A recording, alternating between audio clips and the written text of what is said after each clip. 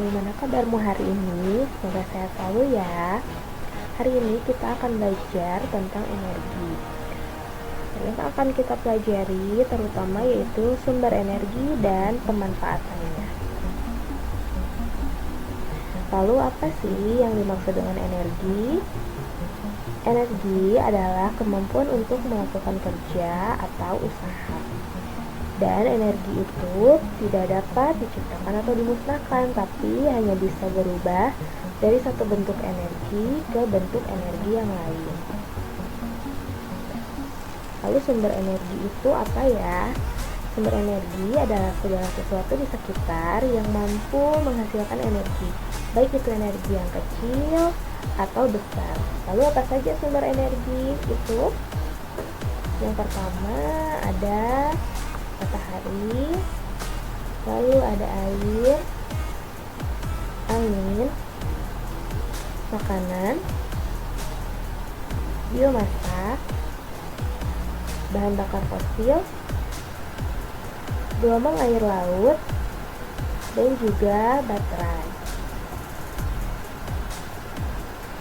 Nah, sekarang kita akan menjelaskan satu persatu manfaat sumber energi.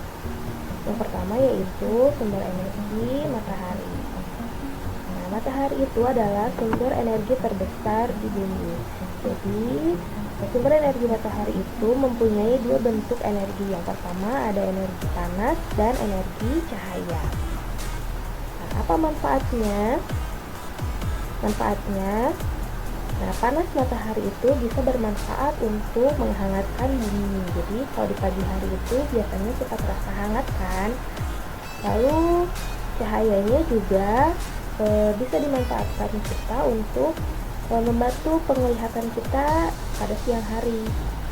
Dan juga mengandung vitamin D. Maksudnya bagaimana? Jadi, sinar matahari pagi itu menghasilkan sinar ultraviolet yang menyentuh ke permukaan kulit kita, lalu akan diubah menjadi vitamin D. Untuk apa vitamin D? Vitamin D itu dibutuhkan untuk menjalankan fungsi metabolisme kalsium. Kalsium itu bermanfaat untuk tulang dan gigi ya. Lalu untuk imunitas tubuh juga, serta membantu kerja otot dan syaraf. Lalu selanjutnya berfungsi juga untuk membantu fotosintesis pada tumbuhan. Fotosintesis apa? Fotosintesis itu adalah sebuah proses biokimia yang membentuk zat makanan. Jadi tumbuhan itu memanfaatkan sinar matahari.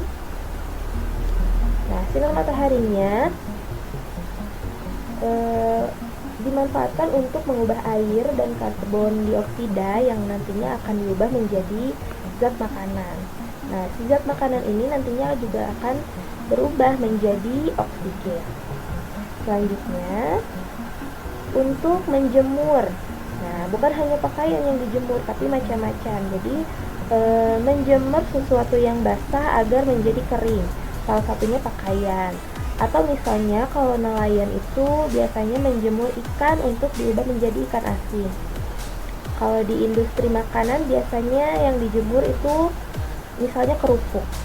Nah, contoh yang lain lagi adalah untuk energi listrik. Jadi, panas matahari juga bisa kita manfaatkan untuk energi listrik dengan menggunakan panel surya. Selanjutnya juga membantu pembentukan awan dan sebagai proses terjadinya siang dan malam. Selanjutnya adalah air. Nah, apa manfaatnya? Yang pertama untuk proses pertumbuhan. Tumbuhan itu kan bukan hanya tumbuhan, kita, tumbuhan dan juga hewan memerlukan air untuk tumbuh. Lalu selanjutnya berguna juga untuk mencuci pakaian, untuk makan dan mandi, untuk minum, dan juga pembangkit listrik tenaga air. Lalu selanjutnya angin. Nah, angin berfungsi untuk apa? Biasanya untuk mengeringkan pakaian juga bisa. Lalu untuk mendorong perahu layar. dan juga untuk tenaga listrik. Nah, di sini tenaga listriknya adalah PLTB, pembangkit listrik tenaga Bayu. Bayu itu angin ya. Nah, selanjutnya makanan. Makanan itu sumber energi bagi tubuh manusia. Juga sumber energi yang wajib atau penting untuk tubuh. Kalau tidak makan, nanti kita lemas. Nah, selanjutnya ada biomasa. Biomasa itu berasal dari organisme mati atau organisme yang hidup. Contohnya misalnya kotoran, limbah jagung, limbah kedelai, dan lain-lain. Biomasa juga bisa dimanfaatkan untuk pembangkit listrik tenaga biomasa. Selanjutnya ada bahan bakar fosil. Bahan bakar fosil itu sisa-sisa makhluk hidup yang terkubur selama jutaan tahun. Jadi makhluk hidupnya bukan hanya hewan, biasanya hewan atau juga bisa tumbuhan. Nah, hewan dan tumbuhan yang berjuta-juta tahun terkubur itu nantinya akan berubah menjadi minyak bumi, batu bara, atau gas alam. Nah, minyak bumi, batu bara, dan gas alam itu bisa kita manfaatkan yang antara lain sebagai bahan bakar kendaraan, atau bisa juga kita gunakan sebagai pembangkit listrik. Nah, gelombang air laut juga bisa kita manfaatkan sebagai pembangkit listrik. Hanya saja jarang sekali gelombang air laut ini digunakan. Kenapa? Karena biayanya yang cukup mahal.